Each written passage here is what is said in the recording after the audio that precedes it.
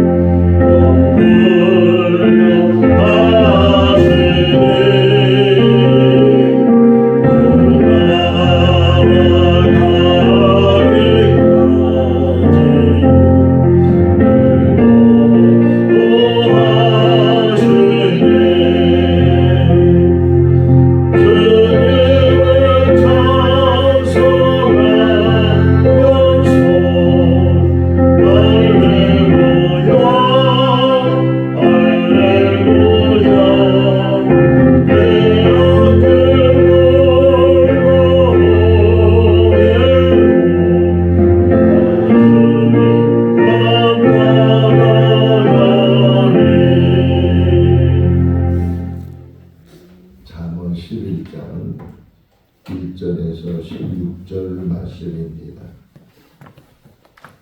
잠언 11장 1절에서 16절 말씀.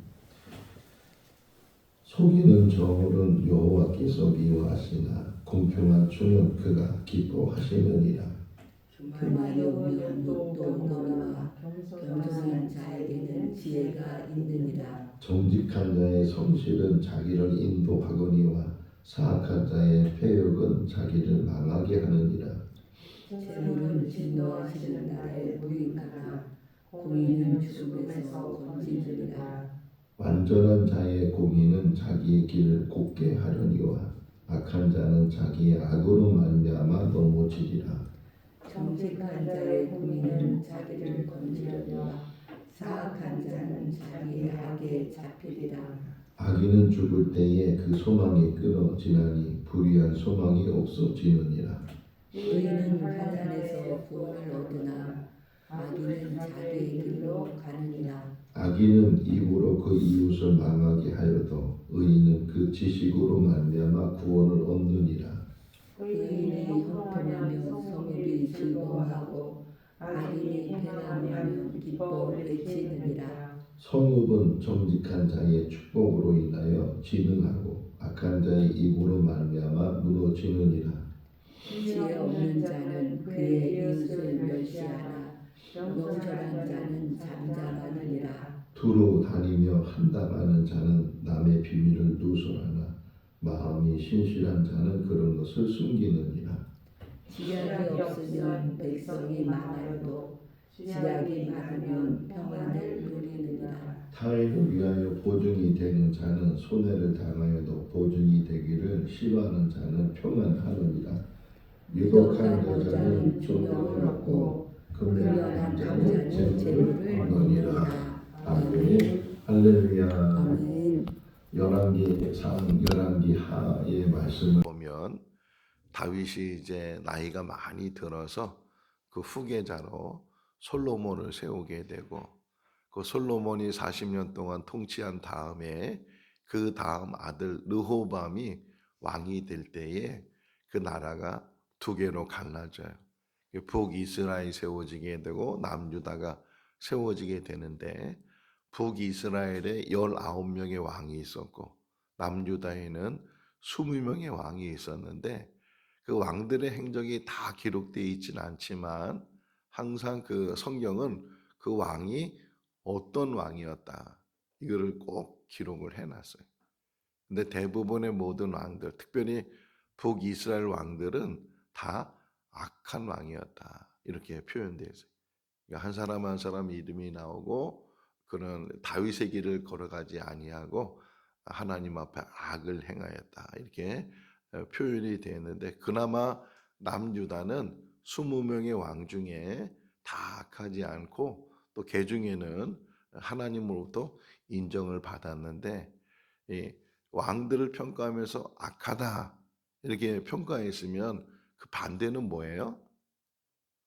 선하다 이렇게 표현해야 되는데 성경은 그렇게 표현 안 하고 정직하다 이렇게 표현해. 그러니까 선하다 이렇게 표현 안 했고 정직하다. 예를 들면 요시야는 하나님 앞에 정직하여 다윗의 길을 걸었고 좌로나 우로나 치우치지 아니하였다. 이런 식으로 표현해. 하나님 앞에 정직했다. 그러니까 하나님이 인정하는 선은 뭐냐? 정직이라는 거예요. 오늘 1절 말씀에 보게 되면 이제 상인들이 하는 행위 중에 하나가 속이는 거거든요. 저울을 가지고 저울을 옛날에 그 고추 팔면서 그렇게 속이는 사람이 있었다고 하잖아요. 눈금을 속이든지 무게를 속이든지 그래서 많은 것처럼 그렇게 속여서 파는 그런 사람이 있었는데 오늘 1절 말씀에 하나님은 속이는 추를 미워하신다. 공평한 추를 기뻐하신다. 이렇게 말씀하고 있는 것처럼 그러니까 우리가 하나님 앞에 선한 게 뭐냐? 정직해지는 거예요. 하나님 앞에 정직해져. 사단의 특징이 속이는 거라고 하잖아요. 속이는 것은 곧 거짓말하는 거고 그 거짓말하는 것들이 자기를 늘 무너뜨리고 있다. 그러니까 우리가 2025년을 살아가면서 적어도 하나님 앞에는 정직하도록 정직의 의미는 뭐냐면 죄가 없는 의미가 아니고 죄가 있는 것을 깨닫는 거예요.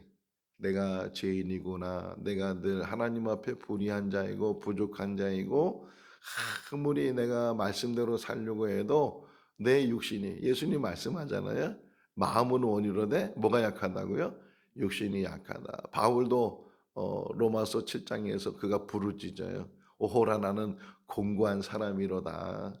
내 마음에 정말 선하기를 원하고 선을 행했으면 하는 그런 마음을 갖고 있지만 행하는 그 모든 것들은 다 뒤돌아보면 악하고 불의하고 하나님 법에 벗어나는 일들을 우리가 행하고 있다. 이것도 깨닫는 것이 제가 어제 말씀드린 것 중에 하나가 철학자들의 명언에 대해서 이렇게 써 있었다 그랬잖아요.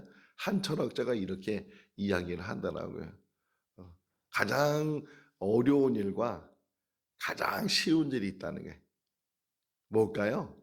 가장 어려운 일이 있고 가장 쉬운 일이 있대. 그 철학자가 말하기를 가장 어려운 일은 자기 자신을 바르게 보는 것이 가장 어렵고 가장 쉬운 건 뭐냐? 남의 잘못을 지적하는 것은 가장 쉽다. 그러니까 자기 자신을 잘 못 보는 거예요. 자기 자신을 못 보니까 내가 어떤 사람인지 어떻게 살아왔고 어떻게 살아갈 건지 이걸 잘 보는 사람이 이 성경에서 말하는 지혜로운 사람인데 그걸 잘 못 보고 오히려 남의 허물이나 이 오늘 여기 나오는 것 중에 하나가 13절 말씀에 두루 다니면서 한다만다 두루 다니면서 나쁜 얘기하고 사람들에 대해서 이러니 저러니 평가하고 이런 일들은 남을 지적하는 일에서는 너무 잘하지만 자기 자신에 대해서 자기를 아는 것, 자기를 깨닫는 것 이런 것들은 너무 어려워서 제대로 깨닫지 못한다. 그러니까 2025년 한 해를 또 살아가면서 정말 1년 동안 우리가 해야 될 기도 제목 중에 하나가 적어도 하나님 앞에 정직한 자가 되게 해달라고. 그것도 하나님의 은혜 가운데 그렇게 할 수 있는. 내 의지로는 항상 심지어는 자기를 속이는 자가 되고 남을 속이는 것뿐만 아니라 하나님을 속이는 자가 된다. 사도행전 5장에 아나니와 삽비라 이야기가 나오잖아요. 그거는 돈을 많이 헌금을 안 해서 벌 받은 게 아니에요. 우리보다 훨씬 나은 사람들이야. 근데 그 두 사람이 죽은 이유는 베드로가 말하기를 속였다는 거예요. 하나님을 속이려고 하고 성령을 속이려고 하고 네가 네 것을 가지고 네 마음대로 잘 그것을 다루지 못하느냐. 그렇게 베드로가 책망하는 것처럼 우리 인생 속에서도 사람은 잘 속일 수 있어요. 심지어는 가까이 있는 아내도 속일 수 있고 남편도 속일 수 있고 다 속일 수 있지만 적어도 하나님을 속일 수 없다. 그것만 인정해도 우리는 신앙이 성장한 거예요. 신앙이 성장하고 그래서 항상 우리가 기도할 때 정직한 여기 계속 나오잖아요. 정직한 자라는 3절 한번 먼저 읽어볼까요? 정직한 자의 성실은 자기를 인도하거니와 자기를 망하게 하느니라. 계속 정직하다는 것 이게 지혜로운 사람이고 바르게 사는 사람이다 하는 것을 가르쳐주고 있고 자 2절을 한번 보세요. 2절 읽을까요? 교만이 오면 욕도 오거니와 겸손한 자에게는 지혜가 있느니라. 자, 교만과 겸손을 우리가 잘 알고 있어요. 교만이 뭐예요? 교만이 응? 높아지려고 하는 거, 자기를 드러내고 자기를 자랑하고 이렇게 하는 것도 교만인데 전에 옛날에 우리 교우들한테 얘기한 것 중에 하나가 거짓된 겸손이 있어요. 겸손이 아니고 거짓된 나는 못해요. 그 못해요가 나는 안 해요. 싫어요. 이렇게 이것도 교만이 된다는 하나님 앞에. 다 하나님이 부르실 때 하나님이 세울 때 완전한 자를 세우고 완벽한 자를 세우는 것이 아니고 부족한 자를 세우고 못하는 자를 세우고 모세를 보세요. 모세가 80세 하나님 부르심 받을 때 나는 말주변도 없고 나는 기억도 세하고 이것도 못하고 저것도 못하고 너는 나를 무시하는 거다. 네가 하는 게 아니고 너를 통해서 내가 하는 거야. 나를 믿고 나를 의지하고 내가 세우며 세운 대로 네가 말을 못해? 아론을 붙여줄 거야. 하나님은 다 거기에 대해서 준비하시고 예비하시는데 나는 못해요, 안 해요. 이것이 겸손이라고 말하지만 하나님 앞에는 교만이 될 수 있다. 그러면서 오늘 새벽에 이걸 퍼센트로 한번 생각을 했어요. 여러분이 한번 따져보세요. 1에서 100까지가 있는데 1에서 100까지 중에서 교만이 어느 정도고 겸손이 어느 정도일까요? 우리가 일반적으로 생각할 때는 50대 50, 교만이 50이라면 겸손도 50이다.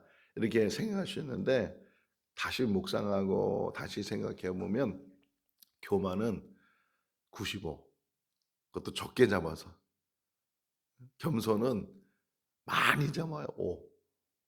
그게 우리 인생이에요. 그러니까 우리가 우리의 삶을 살아가면서 겸손하다고 하지만 항상 교만 속에 있어요.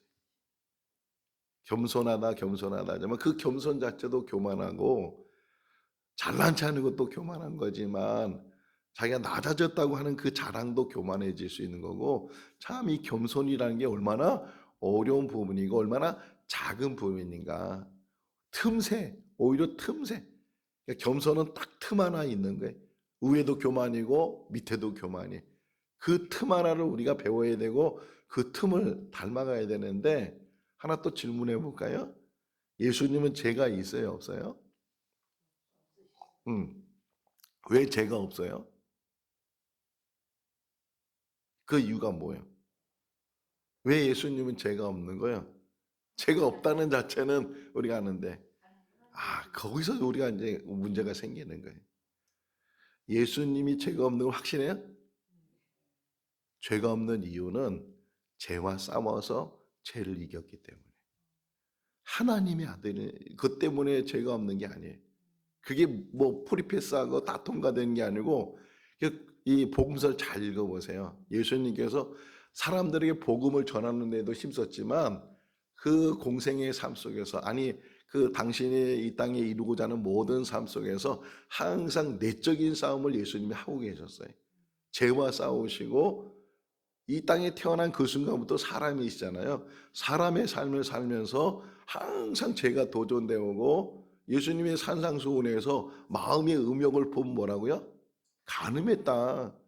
마음의 미움을 가지면 뭐라고요? 살인했다. 근데 예수님이 이렇게 말씀할 수 있었던 것은 그 마음을 이겼고 마음을 다스렸고, 그래서 예수님의 행적을 보세요. 뭔가 오병의 기적을 일으키거나 뭔가 큰 하나님의 어떤 역사를 이루고 난 다음에 항상 산으로 올라가고 항상 한적한 곳으로 가서 다시금 자신을 추스리고 이런 가운데, 예수님은요 외적인 일에도 충실했지만 본인의 내적인 일에도 부족함이 없었고 소홀함이 없었고 항상 죄를 경계하면서 살던 분이 예수님이세요. 그게 예수님의 공생의 모든 삶 속에서 순간순간, 그러니까 우리의 삶도 마찬가지예요. 어떤 면에서는 막 사는 것 같아도 조심하게 살아야 되고, 순간순간 조심하지 않으면 항상 언제든지 공동탐이 무너진다고, 그렇게 수십 년 동안 아무리 목회를 잘하고 아무리 신앙생활을 잘하고 그래도 한순간에 무너진 게 인생이거든요. 사단은 한 방에 한순간에 우리를 무너뜨리려고 늘 호시탐탐 우리를 엿보고 있고, 그래서 우리의 마음을 자꾸만 때로는 칭찬해줘서 교만해지도록 막 이렇게 사단이 전략을 세우고, 때로는 자기가 자격지심을 갖게 해서 네가 뭐 잘하는 게 뭐 있냐 막 이래가지고서 막 의기소침하게 하고, 그래서 못하게 하고, 이런 것이 사단의 전략이고, 그래서 죄에서부터 벗어나지 못하도록 늘 죄의 올무서에서 빠져 있어도 우리 스스로는 죄를 해결하지 못해요. 그래서 예수 그리스도가 이 땅에 오셨고 십자가에 죽으심으로 대신 우리의 죄를 대속해 주신 분이 예수 그리스도신데, 그 대속의 은혜를 깨닫고 그 은혜를 붙들고 사는 거예요. 우리 스스로 죄를 해결하는 것이 아니고 예수 그리스도께서 그래서 우리 한번 성경 갈라디아서 2장 20절, 너무나도 잘 알고 있는 말씀인데 한번 다시 그 말씀을 보면 좋을 것 같아요. 갈라디아서 2장 20절, 우리 선고 300 안에 들어가 있는 말씀이죠. 갈라디아서 2장 20절 읽어보겠습니다. 내가 그리스도와 함께 십자가에 못 박혔나니 그런즉 이제는 내가 사는 것이 아니요 내 안에 그리스도께서 사시는 것이라.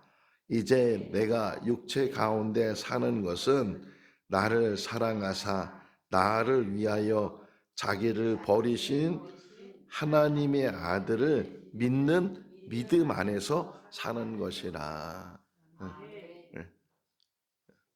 예수 그리스도를 믿는 믿음 안에서 우리의 연약함을 깨닫고 우리의 죄악을 깨닫고, 그래서 영성이 깊어지면 깊어질수록 어떤 반응이 나타나냐, 자기 죄가 크다는 것을 깨달아요. 그게 사도 바울이잖아요. 사도 바울의 마지막 편지가 디모데 전후서예요. 바울이. 근데 디모데 전서 1장 15절 말씀에 보게 되면 나는 죄인 중에 괴수다. 나는 큰 죄인이다 하는 것을 오히려 영성이 깊어질수록 신앙이 깊어질수록 깨닫게 된다는 게 하나님밖에는 온전하신 분이 없으시고 거룩하신 분이 없으시고 오직 하나님을 통해서만 내가 하나님 앞에 갈 수 있는 것이고 예수 그리스도가 나를 이렇게 이끌어 가시고 그래서 예수님 말씀하셨잖아요. 오늘 말씀이 그 말씀이거든요. 예수님께서 내가 길이요 진리요 생명이니 나로 말미암지 않고는 아버지께로 올 자가 없느니라. 정말 예수 그리스도가 우리의 길이 됐어요. 그러니까 교만이 뭔지 겸손이 뭔지 이 겸손은 정말 틈 하나예요. 틈 하나. 그러기 때문에 이게 성취하기도 어렵고 이루기도 어렵지만 그러나 이룰 수 있는 게 뭐냐? 방법은 있어요. 딱 하나의 방법인데 하나님 앞에 엎드리는 거예요. 팍 엎드리고 하나님 앞에 계속 엎드리는 그런 과정 속에서 자기를 낮추죠. 그래서 사도 바울이 말하기를 나는 날마다 죽노라. 이게 겸손의 훈련이. 나는 날마다 내 혈기도 죽이고 내 자랑도 죽이고 내가 뭔가 드러내려고 했던 그렇다고 해서 의기소침하거나 자격지심 같거나 그래서 우리 아이들한테 교육할 때도 이 자신감과 자만감을 비교해 줬어요. 자신감은 항상 가지고 있어야 된다. 그래야지 우리가 어떤 일을 이뤄나갈 수 있는데 그러나 그게 조금 비틀어지면 자만감이 되고 자기를 드러나고 자기를 자랑하고 나를 과시하고 내가 아니면 안 되는 것처럼 그렇게 하고 하는 것들이 꼭 자만감이 될 수가 있으니까 그런 부분을 잘 분별하고 이게 지혜를 얻는 거거든요. 이런 지혜를 가지고 하나님 앞에 늘 공급받는 그런 삶을 우리가 살아야 된다. 하나님 앞에 소망을 가질 수 있기를 바랍니다. 그리고 좀 더 내려가서 보시면 9절 한번 볼까요? 9절. 계속 이 잠언이 우리한테 얘기해 주는 거예요. 계속 9절. 악인은 입으로 의인은 그 지식으로 말미암아 구원을 얻느니라. 이 말이라는 거. 계속 우리에게 이 말의 훈련을 가지고 말을 다듬고 말에 대해서 말이 예술사가 되라. 말을 통해서 우리가 정말 세워야 될 일들도 많고 세상은요 말로 만들어지는 거예요. 말로 만들어진 그런 세상 속에서 우리가 어떤 삶을 살아야 되는가. 하나님 앞에 바로 세워지는 삶을 살아야 되는데 하나님 오늘 은혜 받은 게 뭐였냐면요. 이 말씀 묵상하면서 하나님이 보시기에 이 말이 나와요. 하나님 보시기에 그가 선을 행하고 그가 바른 길로 행했다. 근데 이게요. 어디가 콱 깨달아졌냐면 창조 이야기. 첫째 날 빛을 만드시고 거기에 탁 수식어가 뭐예요? 하나님 보시기에 좋았더라. 하나님이 보시는구나. 우리를 만드시고 하나님이 보시는구나. 그리고 하나님 보시기에 좋았다 하는 말이 뭐냐. 우리의 삶을 통해서 하나님이 보시고 기뻐하시고 좋아하셨다는 게. 그러니까 우리가 하나님의 이 땅에 하나님의 사람으로 살아가면서 우리로 인해서 다른 사람에게 유익을 골말 그대로 나오잖아요. 그 악인은 입을 통해서 사람을 이웃을 망하게 하거니와 오히려 의인은 그 지식을 통해서 구원에 이르게 한다. 그 지식을 통해서 도와지고 세워지고 자기 스스로 세워지고 그런 일들을 한 사람이 바로 하나님이 원하는 사람이고 흔히 의인이라고 말하는 사람들이다. 그러면서 아까 읽은 것처럼 조심해야 될 게 이런 사람이 있으면 10절 11절 말씀을 보게 되면 성읍이 진흥하게 되고 성읍이 일어나게 되고 사람들이 기뻐하게 되고 그런 일들을 이제 하게 되는데 11절 먼저 다시 한번 읽어볼까요? 두루 다니며 한담하는 자는 남의 비밀을 누설하나 마음이 신실한 자는 그런 것을 숨기느니라. 우리가 이 땅에 살아가면서 항상 말조심, 입조심, 늘 우리 말 속에서 항상 우리가 말을 잘 다루는 그런 삶을 살게 되면 뭐 말을 많이 하든 말을 적게 하든 이건 아무 관계가 없어요. 말을 많이 해도 유익한 말을 하면 그게 얼마나 사람들에게 유익을 끼칠 수 있어요. 근데 말하면 할수록 이게 뭐 사람들에게 상처를 주고 싸움을 일으키고 분쟁을 일으키고 한담한다는 게 뭐예요? 한담한다는 게 사람에 대해서 이게 그런 말들을 막 하다 보면 자기는 재밌을 줄 몰라. 자기는 그게 신날 줄 몰라. 근데 그것 때문에 상처받는 사람도 있고 그것 때문에 문제가 생긴 사람도 있고 그런 일 때문에 이 공동체가 무너지려고 하고 그런 일들이 일어날 수 교회 안에 그런 일들도 많이 있잖아요. 사람이 많으면 많을수록 교회만큼 많이 많은 데가 없다고 그런 이야기가 들려지는 것처럼 그럴수록 더 우리가 더 그래서 우리 항존직 교육할 때도 딱 하나만 교육했거든요. 말의 훈련을 받고 말 조심하고 세우는 말을 하고 험담하는 거나 무너뜨리거나 다툼을 일으키는 그런 말을 하지 말고 다른 사람에 대해서는 할 수만 있다면 여기 보세요. 다시 보시면 그 신실한 사람은 그것을 뭐라 그래요? 숨긴다 그래요. 그것을 숨기는 사람이 된다. 이런 삶을 우리가 살도록 애를 써야 된다. 하나만 더 보시면 16절 말씀이에요. 16절 읽어볼까요? 유독한 여자는 존약을 얻고 근면한 남자는 재물을 얻느니라 이렇게 돼 있죠. 유독한 여자는 존용을 얻는다. 여기서 말하는 유독은 지혜롭다, 슬기롭다, 현숙하다 이게 다 들어가는 거예요. 유독한 여자는 존용을 얻는다. 높여서 영광을 받게 되는 그런 일들이 일어나게 된다. 이 땅에서. 이제 잠언 14장 1절 말씀에도 지혜로운 여자는 자기 집을 세우고 미련한 여자는 있는 집도 허물게 된다 이렇게 말하고 있는데 그런 삶을 살아야 된다 하는 것이고 그 다음 나오는 게 많이 중요한데 남자는 근면한 남자는 재물을 얻느니라 이렇게 표현되어 있잖아요. 근데 실제로 원어적으로 우리나라 이게 번역되는 게 원어에서 또는 이제 옛날에는 뭐 중국말에서도 영어에서도 번역되다 보니까 이 번역상의 문제가 없지 않아 있는데 할 수만 있으면 제대로 원어를 가지고 번역을 하려고 해도 거기에 조금씩 다르게 표현되어 있는 게 있는데 여기 근면하다는 말은 나쁜 말이에요, 좋은 말이에요? 좋은 말로 되어 있잖아요.